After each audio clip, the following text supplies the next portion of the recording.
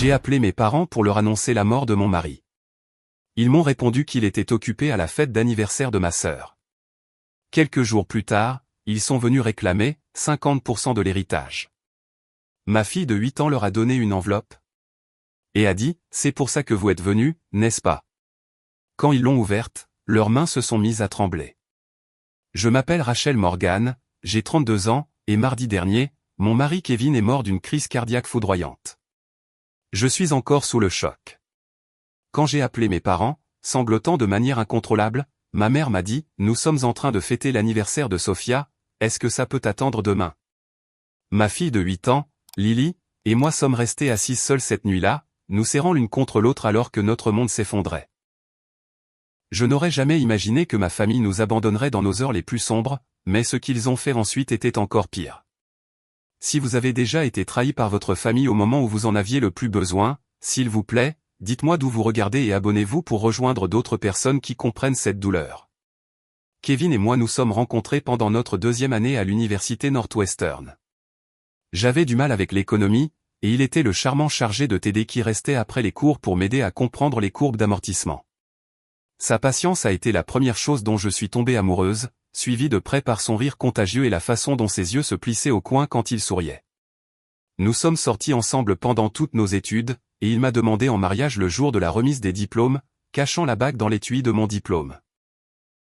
Nous nous sommes mariés jeunes, à 23 ans, ignorant les avertissements de nos amis qui disaient que nous devrions profiter de la vie avant de nous installer. Mais Kevin était ma vie. Il était la personne avec qui je voulais tout vivre. Après avoir terminé son MBA, Kevin a décroché un poste dans un prestigieux cabinet de conseil financier à Chicago. Il a rapidement gravi les échelons, impressionnant les clients par son approche honnête et son souci sincère de leur bien-être financier. Il n'était pas seulement doué avec les chiffres, il était aussi doué avec les gens. Cette combinaison le rendait exceptionnel dans son travail. Nous avons passé 5 merveilleuses années en couple avant de décider d'essayer d'avoir un bébé. Ce que nous pensions être un parcours facile s'est transformé en 3 ans de déchirement, 2 fausses couches, d'innombrables rendez-vous chez le médecin et une tentative de FIV qui a échoué. Nous étions épuisés émotionnellement et financièrement drainés. Nous commencions à discuter d'adoption quand, de manière inattendue, je suis tombé enceinte de Lily. La grossesse a été difficile. J'ai dû rester alité les 2 derniers mois, et Kevin a travaillé de la maison pour s'occuper de moi. Il m'apportait le petit déjeuner au lit, massait mes pieds enflés et lisait des livres sur la grossesse à voix haute, à moi et à notre fille à naître. Quand Lily est enfin arrivée, Kevin a pleuré plus fort que moi, tenant son petit corps contre sa poitrine comme si elle était en verre. Pendant 8 belles années, nous avons été la famille dont j'avais toujours rêvé. Kevin a entraîné l'équipe de football de Lily bien qu'il n'y connaisse rien. Il a appris en même temps qu'elle, regardant des tutoriels sur YouTube le soir après qu'elle soit couchée. Il n'a jamais manqué un événement scolaire ou un rendez-vous chez le médecin. Son calendrier était rempli de rappels concernant les activités de Lily, codés par couleur selon leur importance. Il y avait des signes avant-coureurs concernant sa santé que nous avons tous les 2 ignorés. Des douleurs thoraciques occasionnelles qu'il attribuait au stress, un essoufflement qu'il mettait sur le compte d'un manque de forme. Le médecin disait que sa tension artérielle légèrement élevée était normale pour un homme approchant les 40 ans avec un travail stressant. Prenez de l'aspirine, faites plus d'exercice, réduisez le sodium. Des conseils standards que nous avons pris trop à la légère. Le matin où c'est arrivé a commencé comme n'importe quel autre mardi. Kevin a fait des pancakes en forme de dinosaure pendant que je préparais le déjeuner de Lily. Il nous a embrassés toutes les 2, a promis de rentrer tôt pour l'exposition d'art de l'école de Lily, et est parti au travail. Ses derniers mots pour moi furent « N'oublie pas de racheter du sirop d'érable, le vrai, pas cette cochonnerie de sirop de maïs. » Une dernière conversation si banale. À 10h47, mon téléphone a sonné. C'était Amanda, l'assistante de Kevin. Sa voix tremblait tellement que je pouvais à peine la comprendre. Rachel, Kevin s'est effondré pendant une réunion avec un client. L'ambulance est là. Il l'emmène au Northwestern Memorial. Je me souviens avoir laissé tomber ma tasse de café. Le bruit de la céramique se brisant sur le carrelage semble résonner dans ma mémoire. J'ai appelé notre voisine, Hélène, pour qu'elle aille chercher Lily à l'école, puis j'ai conduit jusqu'à l'hôpital, dépassant toutes les limites de vitesse. J'ai prié tout le long du trajet, négociant avec Dieu dans des murmures désespérés. Mais j'étais arrivé trop tard. Kevin a été déclaré mort à 11h23, quelques minutes avant mon arrivée. Crise cardiaque massive, ont-ils dit. Rien n'aurait pu être fait, m'ont-ils assuré, comme si cela rendait les choses plus faciles. Voir le corps de Kevin était surréaliste. Il avait l'air de dormir, à l'exception de l'immobilité anormale de sa poitrine. Sa peau était encore chaude quand j'ai touché son visage. Je m'attendais à ce qu'il ouvre les yeux, qu'il sourie et me dise que tout cela n'était qu'une terrible erreur. Les heures suivantes se sont écoulées dans un brouillard de paperasse et d'appels téléphoniques. Les pompes funèbres avaient besoin de décisions que je n'étais pas prête à prendre. Incinération ou enterrement? Quel genre de service? Avait-il un costume préféré? Des questions qui semblaient impossibles à répondre quand tout ce que je voulais, c'était me glisser dans le lit avec mon mari une dernière fois. Le plus dur a été de rentrer à la maison, sachant que je devais dire à Lily que son père ne reviendrait jamais. Comment explique-t-on la mort à une enfant de 8 ans? Comment lui dire que le papa qui avait fait des pancakes dinosaures ce matin-là était parti pour toujours? Annoncer la nouvelle à Lily a été le moment le plus difficile de ma vie.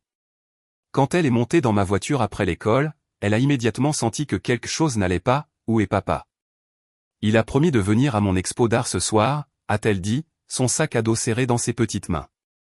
Je me suis garé sur le côté de la route car je ne pouvais plus me concentrer sur la conduite. Me tournant vers elle, j'ai pris ses mains dans les miennes. Lily, quelque chose de très triste est arrivé aujourd'hui.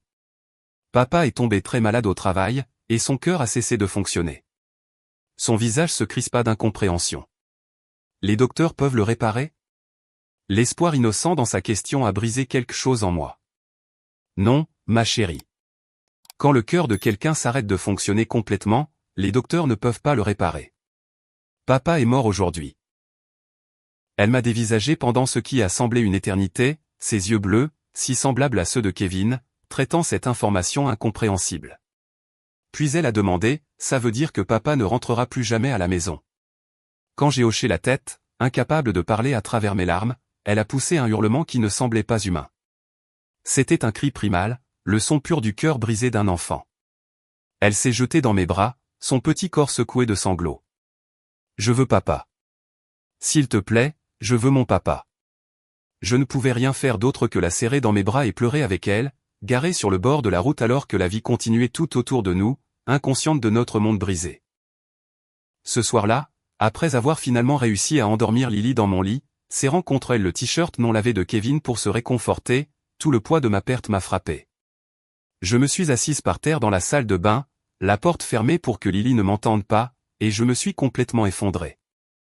La douleur physique du deuil était écrasante, comme si on me frappait à plusieurs reprises dans la poitrine. Je ne pouvais plus respirer, je ne pouvais plus penser. J'avais besoin de ma mère et de mon père. Les mains tremblantes, j'ai appelé mes parents. Ils étaient mariés depuis 40 ans, avaient surmonté des pertes ensemble. Sûrement, ils sauraient quoi dire, comment m'aider à traverser cette épreuve impossible. Ma mère a répondu à la 5e sonnerie, avec des bruits de rire et de musique en arrière-plan. Rachel, je peux te rappeler? On est en plein milieu du dîner d'anniversaire de Sophia. Maman?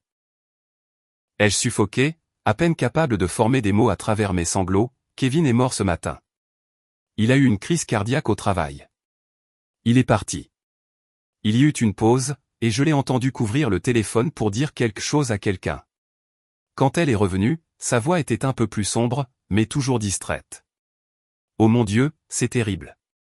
Tu es sûr? C'est peut-être une erreur. J'ai vu son corps, maman. Il n'y a pas d'erreur. Le fait de devoir convaincre ma propre mère que mon mari était réellement mort était comme un autre traumatisme s'ajoutant à tout le reste.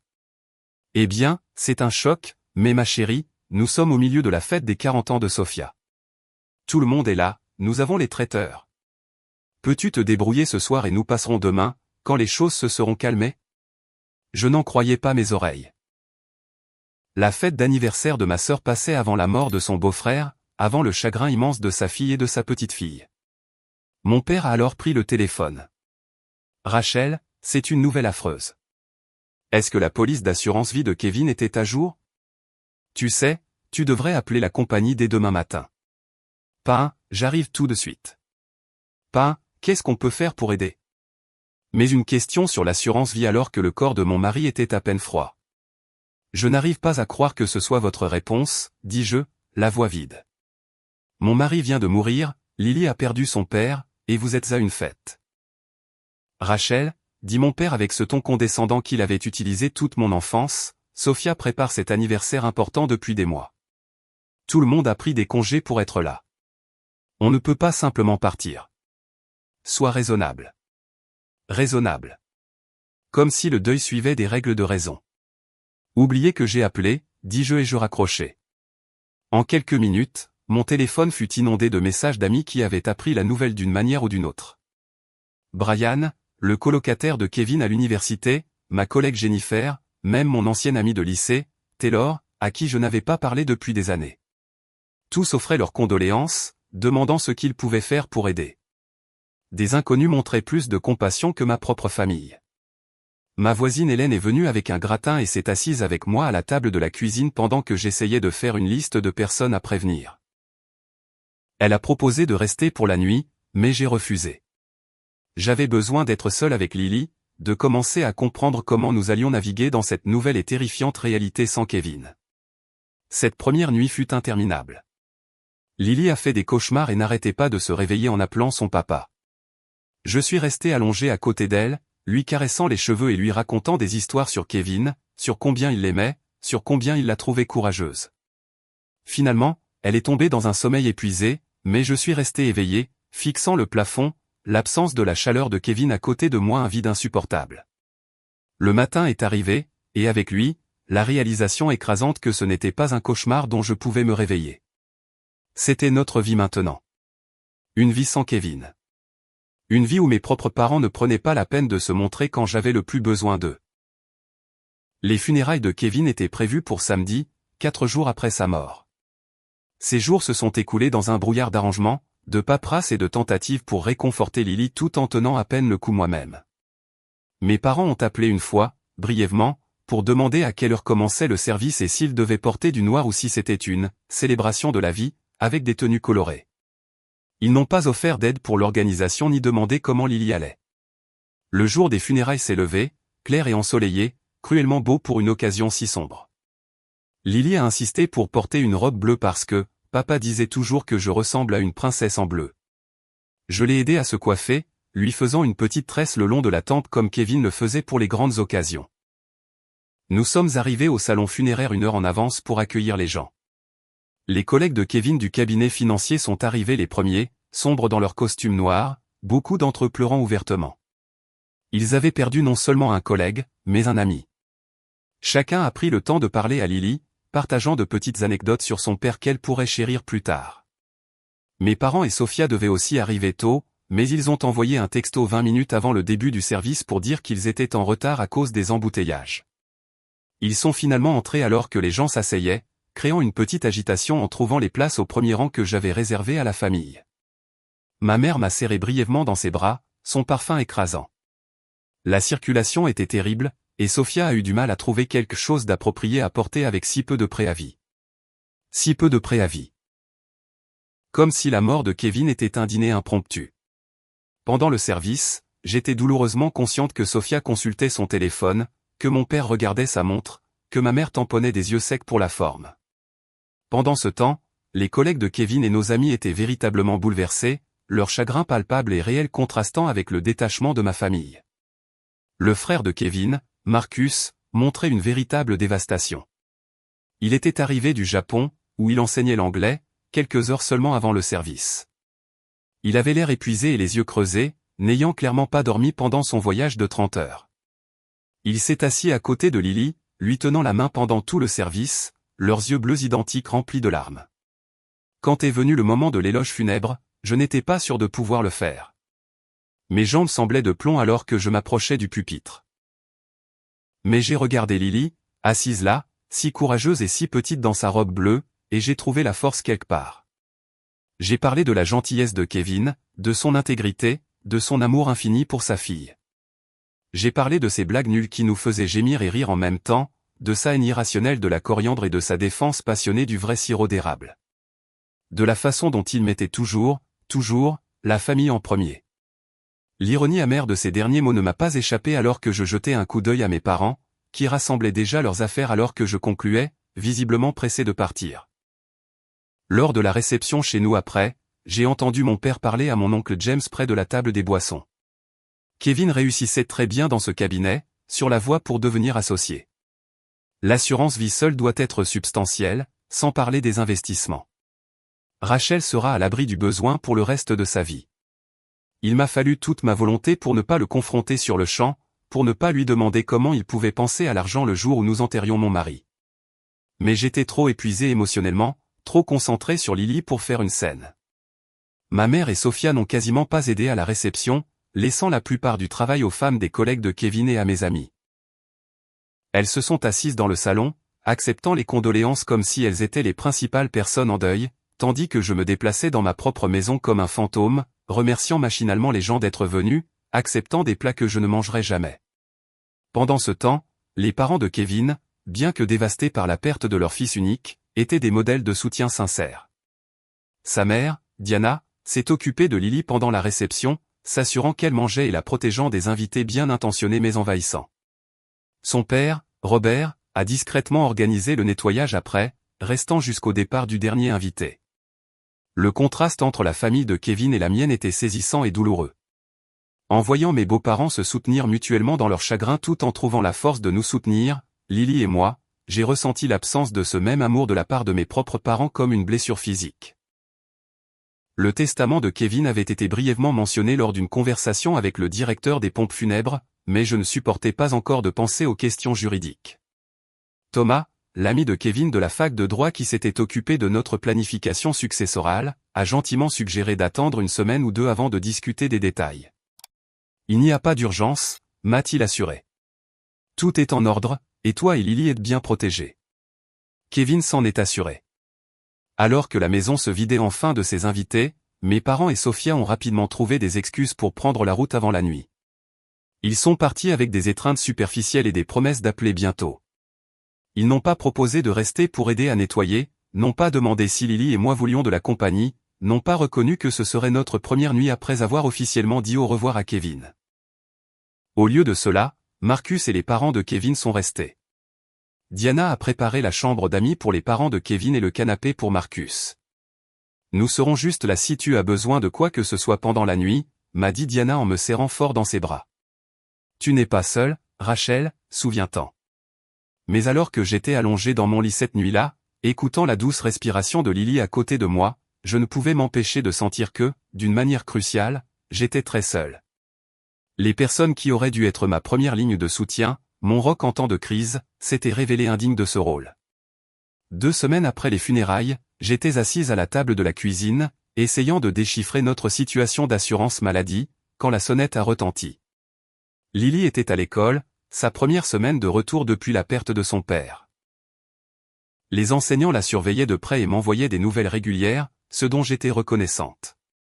À travers le Judas, j'ai vu mes parents sur le porche, mon père redressant son polo de golf, ma mère vérifiant son reflet dans son poudrier. Je ne leur avais pas parlé depuis les funérailles. Ils avaient envoyé quelques textos génériques comme « On pense à toi » et « J'espère que tu vas bien », mais il n'y avait eu aucune véritable communication. J'ai ouvert la porte, sans prendre la peine de cacher ma surprise.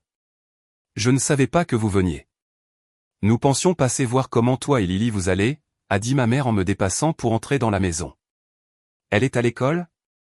Bien, on peut parler ouvertement. Ça aurait dû être mon premier indice que ce n'était pas une simple visite de soutien, mais j'étais trop épuisé émotionnellement pour remarquer les signaux d'alarme. Ils se sont installés dans le salon pendant que je faisais du café, retombant automatiquement dans le rôle d'hôtesse même si c'était eux qui auraient dû prendre soin de moi. Quand j'ai apporté les tasses, mon père examinait le nouveau système audio que Kevin avait installé juste un mois avant sa mort.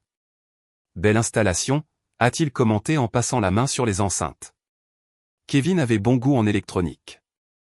Il en avait, ai-je acquiescé, le simple passé restant un coup de poignard dans mon cœur.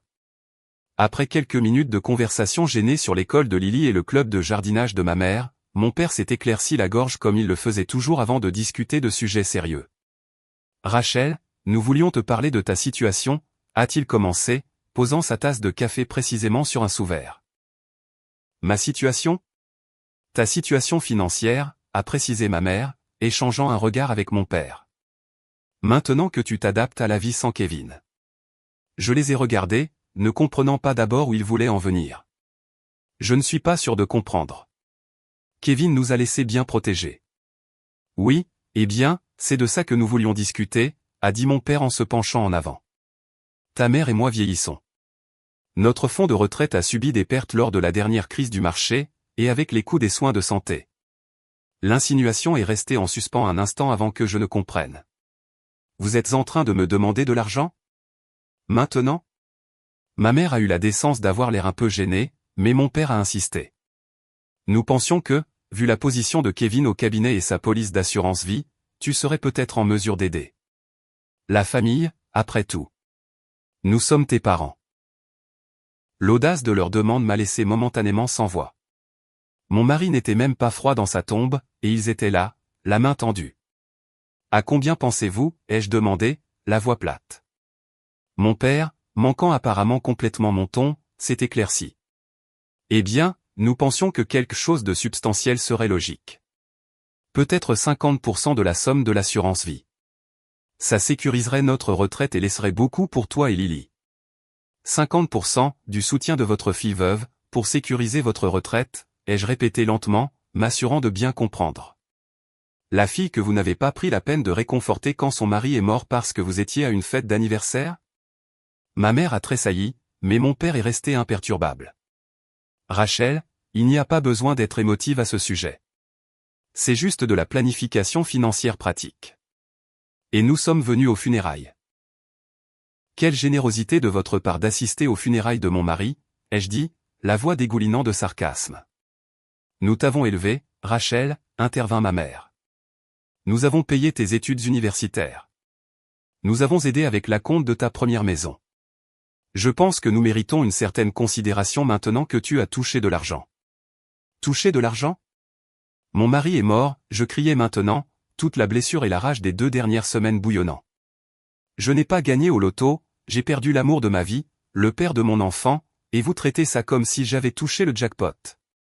L'expression de mon père s'est durcie. Il n'y a pas besoin d'être dramatique. Kevin connaissait les risques avec son problème cardiaque. Il aurait dû mieux prendre soin de lui. Et maintenant qu'il est parti, il est simplement pratique de discuter de la manière dont ses actifs devraient être distribués.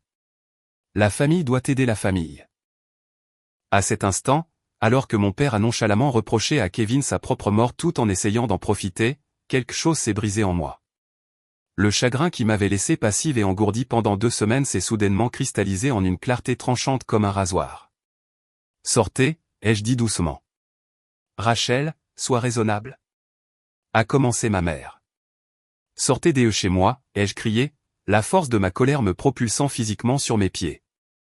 Comment osez-vous venir ici demander l'argent de Kevin? Comment osez-vous le blâmer d'être mort? Il valait 100 fois mieux que vous, et vous n'avez même pas pris la peine de réconforter votre propre fille quand elle s'effondrait. Mes parents semblaient véritablement choqués par mon explosion. Ils ne m'avaient jamais vu vraiment en colère, m'ayant élevée pour être accommodante, pour éviter les conflits, pour être la bonne fille pendant que Sophia pouvait être l'exigeante. Nous ne demandons que ce qui est juste, a dit mon père, raide, en se levant. Nous sommes tes parents, Rachel. Nous méritons le respect. Le respect se mérite, ai-je répondu, la voix tremblante, et vous n'en avez mérité aucun. Maintenant, sortez avant que Lily ne rentre et n'entende quel genre de personnes sont vraiment ses grands-parents. Ils sont partis en trombe, ma mère faisant des bruits sur mon ingratitude et mon père marmonnant qu'il allait reconsidérer notre relation. J'ai fermé la porte derrière eux et je me suis effondré sur le sol, tremblante de rage et de blessure. Plus tard cet après-midi-là, quand j'ai récupéré Lily à l'école, elle semblait plus renfermée que d'habitude. Dans la voiture, elle a finalement parlé. Maman, pourquoi papy et mamie étaient chez nous aujourd'hui? Mon cœur s'est serré. Tu les as vus? Elle a hoché la tête. Madame Wilson m'a laissé aller aux toilettes pendant les maths, et j'ai vu leur voiture depuis la fenêtre de l'école. Est-ce qu'ils nous ont apporté quelque chose? La question innocente m'a brisé le cœur. Non, ma chérie. Ils sont juste venus me parler de choses de grand. Est-ce qu'ils ont demandé pour l'argent de papa, a-t-elle demandé, me surprenant par sa perception. Qu'est-ce qui te fait dire ça? Lily a baissé les yeux sur ses mains. J'ai entendu papy aux funérailles dire à oncle James qu'on aurait beaucoup d'argent parce que papa est mort. C'est vrai? Le fait que ma fille de 8 ans ait entendu une telle conversation m'a rendu physiquement malade. Lily, ton papa s'est assuré que nous serions pris en charge, oui. Mais l'argent ne remplace pas le fait de ne pas l'avoir avec nous. Elle a hoché la tête sagement. Je donnerai tout l'argent du monde pour que papa revienne. Moi aussi, mon bébé, ai-je murmuré. Moi aussi. Ce soir-là, j'ai appelé Marcus, qui était retourné au Japon mais prévoyait de revenir pour un séjour prolongé pendant ses vacances d'été pour nous aider à nous adapter. Je lui ai raconté la visite de mes parents et leur demande. Tu plaisantes, a-t-il explosé. Ils veulent la moitié de l'assurance vie de Kevin? C'est insensé, Rachel. Je sais. Je n'arrive toujours pas à croire qu'il l'ait vraiment demandé. Mais j'ai peur qu'il ne lâche pas l'affaire. Mon père peut être très têtu quand il pense qu'il mérite quelque chose. Marcus est resté silencieux un instant. Kevin m'a parlé de sa planification financière, tu sais. Il était très minutieux. Il voulait s'assurer que Lily serait prise en charge jusqu'à l'université et au-delà si quelque chose lui arrivait. Il serait furieux que tes parents essaient de lui enlever cette sécurité. Je sais, ai-je dit doucement, la douleur familière du manque de Kevin s'intensifiant. Je pense que je dois parler à Thomas de la situation juridique, juste pour être préparé. C'est une bonne idée, a approuvé Marcus. Et Rachel, ne les laisse pas te manipuler. Kevin vous a protégé, toi et Lily, pour une raison. Le lendemain, j'ai rencontré Thomas à son bureau. Il était compatissant mais pas surpris par le comportement de mes parents. Malheureusement, je vois ce genre de choses plus souvent qu'on ne le pense, a-t-il dit en examinant le testament et les documents d'assurance de Kevin. Mais je peux t'assurer que tout est blindé. Kevin t'a désigné comme unique bénéficiaire de son assurance vie et de ses comptes de retraite. Tes parents n'ont absolument aucun droit légal sur tout cela. Pourrait-il contester le testament? Ai-je demandé, inquiète. Thomas a secoué la tête. Le testament est clair et correctement exécuté. Et même s'ils essayaient, ils n'ont aucun fondement. Kevin était sain d'esprit, et les parents n'ont aucun droit automatique d'hériter de leurs enfants adultes, surtout quand il y a un conjoint et un enfant. Cette réassurance aurait dû me soulager, mais en quittant le bureau de Thomas, mon téléphone a vibré avec une série de messages de mes parents et, étonnamment, de Sophia. De mon père, nous devons discuter de cette situation comme des adultes. Appelle-moi. De ma mère, je ne t'ai pas élevé comme ça, Rachel. La famille passe avant tout. De Sophia, tu as toujours été égoïste, mais là, c'est bas, même pour toi. Maman et papa méritent mieux. L'hypocrisie de Sophia, qui avait à peine levé les yeux de son téléphone pendant les funérailles de Kevin, m'accusant d'être égoïste, était presque risible. Presque, si ce n'était pas si douloureux. Ce soir-là, alors que Lily et moi dînions, mon père a appelé. Comme je n'ai pas répondu, il a laissé un message vocal exigeant une réunion de famille chez eux le dimanche après-midi. Ça nous concerne tous, Rachel. Sois là à 14h. Amen Lily. J'ai posé le téléphone, l'appétit coupé.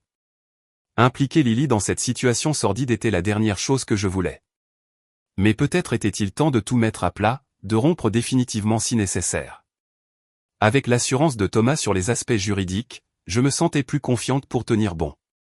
C'était papy, a demandé Lily en poussant ses petits pois dans son assiette. Oui, ai-je admis. Il veut qu'on aille chez eux dimanche.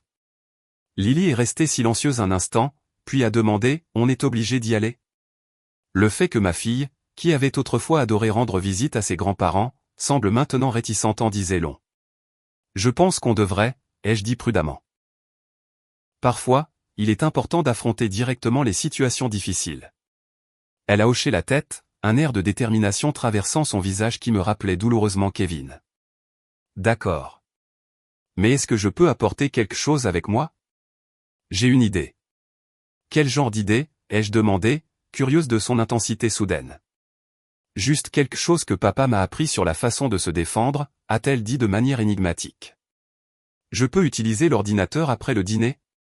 J'ai accepté, me demandant ce que ma fille de 8 ans préparait, mais confiante que, quoi que ce soit, cela venait du bon cœur et des valeurs fortes que son père avait aidé à lui inculquer. Les jours qui ont suivi la visite de mes parents ont été remplis d'émotions contradictoires. Le deuil de Kevin restait un poids constant et lourd, mais il était maintenant compliqué par la colère et la trahison envers ma famille. Dans les moments de calme, quand Lily dormait, je me suis surprise à revisiter des souvenirs d'enfance, les voyant sous une nouvelle lumière, dure. Il y avait eu les récitals de danse où mes parents partaient tôt pour assister au match de softball de Sofia, mais jamais l'inverse. Le Noël où j'avais reçu des vêtements pratiques alors que Sofia avait eu le matériel d'art coûteux que nous avions toutes les deux demandé. La façon dont mes réussites scolaires étaient attendues alors que les notes moyennes de Sofia étaient célébrées comme si elle avait fait de son mieux. De petites inégalités qui semblaient insignifiantes individuellement mais qui formaient un schéma une fois vu collectivement.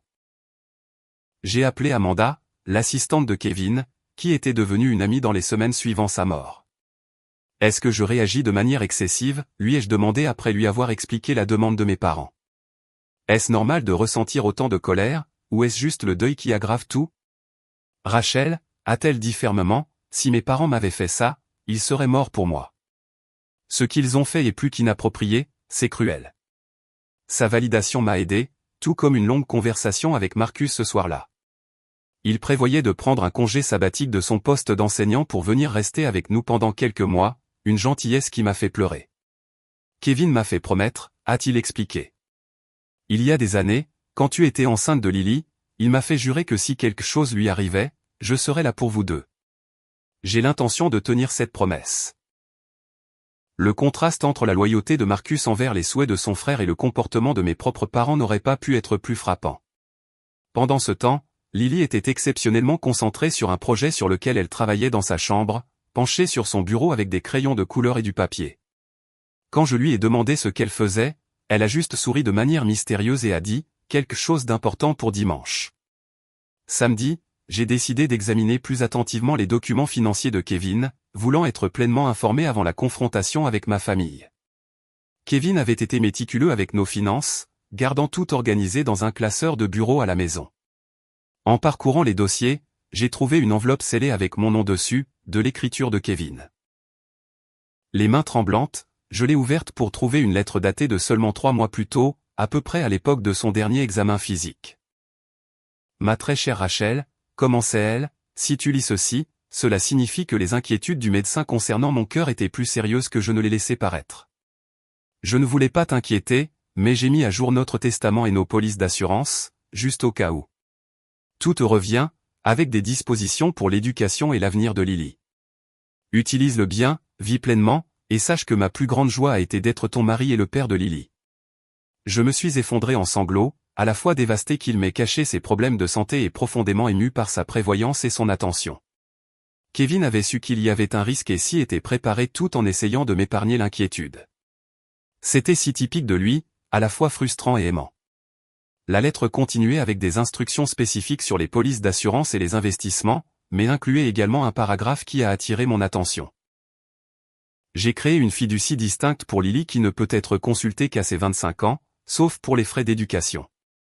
C'est important, Rachel. Ton père m'a approché 2 fois pour des opportunités d'investissement qui étaient des demandes d'argent à peine voilées. J'ai décliné poliment, mais il semblait penser que ma mort créerait une opportunité pour lui d'accéder à des fonds par ton intermédiaire. Ne laisse pas cela se produire. Tes parents ont fait de mauvais choix financiers pendant des années, et bien que je sympathise, l'avenir de Lily ne peut être compromis pour les renflouer. La révélation que mon père avait déjà essayé d'obtenir de l'argent de Kevin de son vivant ajoutait une autre couche de trahison. Kevin m'avait protégé de cette information, essayant probablement de préserver ma relation avec mes parents. Même en cela, il avait mis mes sentiments en premier. Armé de cette nouvelle information, j'ai de nouveau appelé Thomas pour vérifier que la fiducie mentionnée par Kevin était bien à l'abri de toute réclamation. Il m'a assuré qu'elle était blindée et a également suggéré que j'apporte une copie de la lettre de Kevin à la réunion de famille. Ce n'est pas légalement nécessaire, a-t-il expliqué, mais il pourrait être utile d'avoir les souhaits explicites de Kevin documentés s'ils essaient de te faire pression émotionnellement. Dimanche matin est arrivé avec un sentiment de confrontation imminente. Lily était exceptionnellement silencieuse pendant que nous nous habillions, mais il y avait une détermination sur ses petites épaules qui me rappelait Kevin avant une réunion importante avec un client. « Tu es sûr de vouloir venir ?» lui ai-je demandé une dernière fois alors que nous nous préparions à partir. « Tu pourrais rester avec Hélène à la place. » Elle a secoué fermement la tête. « Je dois être là, maman. Pour papa. » Sur le trajet vers la maison de mes parents, Lily serrait une enveloppe en papier craft contre sa poitrine, refusant toujours de me dire exactement ce qu'elle contenait. C'est un message de papa et moi, fut tout ce qu'elle dit. Alors que nous nous garions dans l'allée de la maison de banlieue où j'avais grandi, j'ai remarqué plusieurs voitures que j'ai reconnues comme appartenant à mes tantes et oncles. Mes parents avaient apparemment invité un public, pensant peut-être que je serais moins susceptible de leur refuser devant la famille élargie. Prête, ai-je demandé à Lily, ma main sur le contact. Elle a hoché la tête, son visage solennel au-delà de son âge. Je suis prête, maman. Ne t'inquiète pas. Nous avons marché jusqu'à la porte d'entrée, main dans la main, tirant toutes les deux notre force l'une de l'autre. Avant que je puisse sonner, la porte s'est ouverte pour révéler ma mère, habillée formellement comme pour l'église, son visage figé dans une expression de préoccupation étudiée. Rachel, Lily, entrez. Tout le monde attend dans le salon. Nous l'avons suivi dans le couloir familier jusqu'au grand salon où j'avais passé d'innombrables Noëls et anniversaires d'enfance. Maintenant, c'était comme entrer dans une embuscade. Mon père était assis dans son fauteuil, positionné comme un juge présidant un tribunal. Sophia était perchée sur la coudoir du canapé, faisant défiler son téléphone. Autour de la pièce se trouvait ma tante Rita, mon oncle James, et le frère de mon père, Terry, avec sa femme Barbara. Merci d'être venu, a dit mon père formellement, comme s'il s'agissait d'une réunion d'affaires plutôt que d'une réunion de famille.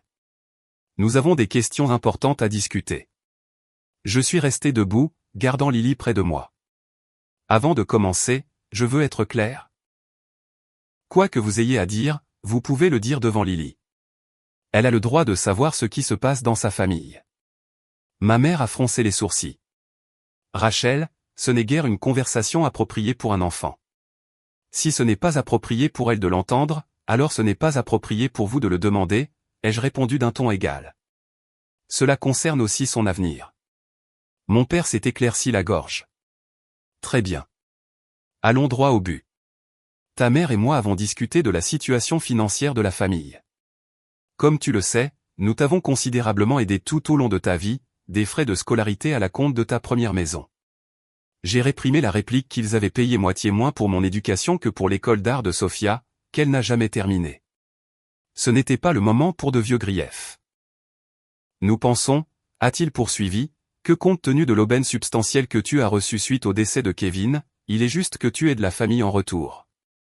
Nous proposons une répartition qui sécuriserait notre retraite et fournirait également une aide à Sophia qui, comme tu le sais, a eu des difficultés financières en tant qu'artiste. Sophia a levé les yeux de son téléphone assez longtemps pour me lancer un sourire suffisant, comme si la mort de mon mari était une sorte d'équilibre cosmique des comptes entre nous. J'ai préparé une ventilation de ce que nous considérons comme une distribution équitable, a dit mon père en me passant un document imprimé. Comme tu le verras, nous suggérons que 50% des produits de l'assurance vie soient dirigés vers ta mère et moi, avec 15% supplémentaires alloués à Sophia. J'ai parcouru le document, qui détaillait non seulement des pourcentages, mais des montants réels en dollars. Ils avaient réussi à découvrir la valeur exacte de la police d'assurance vie de Kevin, probablement par l'intermédiaire de mon oncle James, qui travaillait dans le secteur des assurances. Vous voulez 65% de l'argent destiné à assurer l'avenir de ma fille après la perte de son père, ai-je déclaré sèchement. De l'argent que Kevin a gagné est spécifiquement désigné pour nous. La famille prend soin de la famille, Rachel, a interjeté ma mère. Ton père et moi vieillissons, nos frais médicaux augmentent, et tu dois penser à la situation dans son ensemble. La situation dans son ensemble, ai-je répété. Comme le fait que vous n'ayez pas pris la peine de quitter la fête d'anniversaire de Sophia quand mon mari est mort? Cette situation-là. Un silence inconfortable s'est installé dans la pièce. Ma tante Rita s'est agitée sur son siège, l'air embarrassé. Au moins quelqu'un avait la décence de reconnaître à quel point tout cela était inapproprié. Rachel? A dit mon père de son ton condescendant, nous nous sommes excusés pour ce malheureux timing, mais tu dois comprendre, nous avions des invités de l'extérieur. Nous ne pouvions pas simplement partir. En fait, vous auriez pu, ai-je répondu. Vous avez choisi de ne pas le faire. Ce n'est pas productif, a coupé Sophia. Le fait est que tu es soudainement riche alors que le reste d'entre nous galère. Maman et papa se sont sacrifiés pour toi toute ta vie. Ils méritent la sécurité dans leur vieillesse. Et la sécurité de Lily, ai-je demandé, ma voix s'élevant malgré mes efforts pour rester calme. pensez-vous que Kevin est mort pour que vous puissiez acheter une nouvelle voiture ou partir en croisière? Cet argent est pour l'avenir de sa fille. Mon père s'est levé, le visage empourpré. Écoute-moi bien. Nous sommes tes parents. Nous t'avons élevé, nourri, vêtu. Tu nous dois le respect et la considération. Le respect, ai-je ri amèrement. Vous ne m'avez montré, ni à Lily, la moindre once de respect ou de préoccupation sincère depuis la mort de Kevin. Tout ce qui vous intéresse, c'est ce que vous pouvez obtenir de nous. Ce n'est pas vrai, a protesté ma mère faiblement. Nous nous soucions de toi, Rachel. Nous essayons juste d'être pratiques. Être pratique, ce serait demander comment votre petite fille fait face à la perte de son père. Être pratique, ce serait proposer de l'aide pour les repas ou les tâches ménagères, ou un soutien émotionnel. Pas ça. Ce comportement de vautour. La pièce est retombée dans le silence. Mon oncle Terry regardait le sol d'un air mal à l'aise, tandis que sa femme Barbara fusillait mon père du regard, clairement aussi consternée que moi. Dans ce silence tendu, Lily s'est soudainement avancée, serrant toujours son enveloppe. « J'ai quelque chose à dire », a-t-elle annoncé d'une voix claire et forte qui a surpris tout le monde. Ma mère a tenté un sourire condescendant. « Ma chérie, les adultes parlent de choses importantes en ce moment. » Lily a tenu bon, canalisant la confiance tranquille de Kevin. « C'est important aussi. C'est à propos de mon papa et de ce qu'il voudrait. » Tous les yeux se sont tournés vers elle, cette petite silhouette se tenant si courageusement au centre d'un conflit d'adultes. Même Sophia a posé son téléphone. Papa m'a appris que lorsque les gens vous montrent qui ils sont vraiment, vous devriez les croire, a dit Lily, sa voix tremblant à peine. Et quand les gens ne viennent que lorsqu'ils veulent quelque chose, ils ne sont pas vraiment de la famille. Elle s'est tournée pour faire face à mes parents directement. Vous n'êtes pas venus nous voir quand papa est mort. Vous n'avez pas aidé maman quand elle pleurait toutes les nuits. Vous ne m'avez pas demandé si j'allais bien ou si j'avais besoin de quelque chose. Vous n'êtes venus que lorsque vous vouliez de l'argent. La vérité brute sortie de la bouche d'une enfant de 8 ans semblait avoir un impact différent de quand j'avais dit des choses similaires. Le visage soigneusement composé de ma mère s'est légèrement effrité, tandis que mon père semblait désemparé. Lily a ouvert son enveloppe et a sorti une feuille de papier. J'ai fait quelque chose pour vous, parce que je sais que c'est pour ça que vous êtes vraiment venus nous voir. Elle s'est approchée et a tendu le papier à mon père. C'était un dessin d'enfant, mais en l'apercevant par-dessus son épaule, j'ai vu qu'il était conçu pour ressembler à une facture. En haut, de l'écriture soignée de Lily, il était écrit « Facture pour amour et soutien réel ». En dessous, étaient listés des articles comme « Être là quand papa est mort, $0, non fourni ». Aider maman quand elle était triste, $0, non fourni. Me faire un câlin quand je pleurais pour papa, $0, non fourni. Être de vrais grands-parents, inestimables, mais non payés. En bas, il y avait un total, $0. C'est pour ça que vous êtes venus, n'est-ce pas? Pour de l'argent. Voilà ce que vous avez mérité. Le silence dans la pièce était absolu. Les mains de mon père tremblaient en tenant le papier. Ma mère a commencé à pleurer, que ce soit de honte ou de manipulation, je ne saurais le dire. Sophia fixait Lily avec une expression de choc, comme si elle voyait sa nièce pour la première fois. Je pense que nous avons terminé ici, ai-je dit doucement, prenant la main de Lily. Ne nous contactez plus, à moins que ce ne soit pour vous excuser et montrer un changement sincère. Lily mérite de meilleurs grands-parents que vous ne l'avez été, et je mérite de meilleurs parents. Alors que nous sortions, laissant ma famille stupéfaite derrière nous, j'ai ressenti un étrange mélange de chagrin et de libération. Nous avions perdu plus que Kevin, nous avions perdu l'illusion d'une famille élargie solidaire. Mais dans cette perte, il y avait aussi la clarté et la liberté de reconstruire nos vies sans obligation toxique. Dans la voiture, j'ai serré Lily fort dans mes bras. C'était incroyablement courageux. Je suis si fier de toi. Elle m'a serré en retour. Papa disait toujours qu'il faut défendre ce qui est juste, même quand c'est difficile. Avais-je raison, maman? Oui, mon bébé, les yeux assurés, les larmes coulant sur mon visage. Tu avais absolument raison. La confrontation avec l'enveloppe a marqué un tournant dans nos vies. Dans l'immédiat, la division dans ma famille élargie était nette et douloureuse. Certains parents ont fermement pris le parti de mes parents, me considérant comme la fille ingrate qui refusait d'aider sa famille. D'autres ont reconnu la nature inappropriée des demandes de mes parents et ont offert un soutien discret. Ma tante Barbara est devenue une alliée inattendue, appelant régulièrement pour prendre des nouvelles de Lily et de moi. La réaction la plus surprenante est venue de ma cousine Jennifer, la fille de Sophia, qui, dans sa vingtaine, m'a envoyé un email un mois après la confrontation. J'ai toujours vu comment papy et mamie te traitaient différemment de maman. Ce qu'ils ont fait après la mort de Kevin était inexcusable, et je veux que tu saches que tout le monde dans la famille ne pense pas que tu as eu tort de te défendre.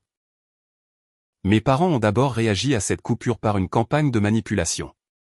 Quand ces efforts ont échoué, ils ont menacé de contester le testament, ce à quoi l'avocat de Kevin, Thomas, a répondu par une lettre juridique ferme. Après cela, la pression directe s'est relâchée. Pendant cette période difficile, j'ai été surprise de voir combien de personnes se sont manifestées pour nous soutenir. Les collègues de Kevin ont créé un fonds universitaire pour Lily. Ma voisine Hélène a aidé Lily avec ses devoirs. Mon patron m'a accordé des horaires flexibles. 6 mois après la mort de Kevin, Marcus est revenu, annonçant qu'il avait accepté un poste à l'université locale pour être plus proche de nous. Kevin m'a fait promettre d'être là pour vous deux, a-t-il dit. Sa présence a maintenu la mémoire de Kevin vivante pour Lily. Pour le 9e anniversaire de Lily, j'ai reçu une autre lettre de mes parents. Celle-ci était accompagnée d'un cadeau modeste mais attentionné pour Lily. La lettre reconnaissait la douleur qu'ils avaient causée et demandait simplement la possibilité de voir Lily pour son anniversaire, ne serait-ce que 15 minutes dans un lieu public. Après en avoir discuté avec Lily, j'ai accepté une brève rencontre dans son glacier préféré. La rencontre a été maladroite mais sans drame. Ils se sont concentrés sur Lily, montrant une volonté de changer que je n'avais pas vue auparavant. Ce début timide a conduit à des visites occasionnelles et soigneusement structurées au cours des mois suivants, au cours desquels ils ont toujours respecté mes limites. 1 an après la mort de Kevin, nous avons organisé une cérémonie commémorative. J'ai invité mes parents, et à mon grand soulagement, ils sont venus, sombres et respectueux, restant en retrait et honorant simplement la mémoire de Kevin. Après le service, ma mère m'a avoué, nous voyons un thérapeute familial. Pour essayer de comprendre où nous nous sommes trompés. La transformation n'a pas été instantanée, mais avec le temps, une nouvelle relation, basée sur le respect mutuel, a commencé à se former. Sophia a mis plus de temps à revenir, mais elle a fini par présenter des excuses sincères, admettant sa jalousie de longue date. Quant à Lily et moi, notre parcours de deuil se poursuivait. Avec l'aide de Thomas, j'ai créé une fondation au nom de Kevin pour l'éducation financière. Gérer la fondation m'a donné un but et m'a connecté à des personnes qui partageaient les valeurs de Kevin. Au 2e anniversaire de la mort de Kevin, j'ai emmené Lily à son endroit préféré au bord du lac. « Maman, » dit Lily pensivement, « je pense que l'enveloppe que j'ai donnée à papy et mamie les a aidés. Ils sont différents maintenant. Ils écoutent plus. Papa disait toujours, parfois, les gens ont besoin de se voir clairement avant de pouvoir changer. Ton père était très sage, ai-je répondu, émerveillé une fois de plus par la perception de ma fille. Il me manque tous les jours, a-t-elle dit, mais je pense qu'il serait content de voir comment on s'en sort, tu ne crois pas? J'ai passé mon bras autour d'elle, cet enfant remarquable qui portait tant de son père en elle. Oui, mon bébé. Je pense qu'il serait très fier de nous deux. La vérité, c'est que la perte de Kevin a révélé qui, dans nos vies, était vraiment de la famille. Certaines relations ont été irrémédiablement endommagées, tandis que d'autres se sont approfondies. De nouvelles connexions se sont formées, créant un système de soutien basé sur un soin sincère. Lily et moi nous avions l'une et l'autre, liés non seulement par le deuil mais aussi par notre expérience commune de nous être défendus et d'avoir découvert notre propre force. L'héritage que mes parents convoitaient tant est resté intact. La sécurité matérielle que Kevin nous a laissée était précieuse, mais son véritable héritage résidait dans les valeurs qu'il nous avait inculquées. En revenant du lac ce jour-là, Lily a glissé sa main dans la mienne. Je pense que la meilleure façon de se souvenir de papa, c'est d'être gentille mais forte, comme il l'était, a-t-elle dit. D'aider les gens, mais de ne pas les laisser profiter de nous. C'est exactement ça, ai-je acquiescé en lui serrant la main. C'est comme ça que nous l'honorons chaque jour. Le parcours du deuil n'est pas linéaire, et guérir ne signifie pas oublier. Il y a encore des jours où l'absence de Kevin est une blessure physique. Mais ces moments ne définissent plus nos vies.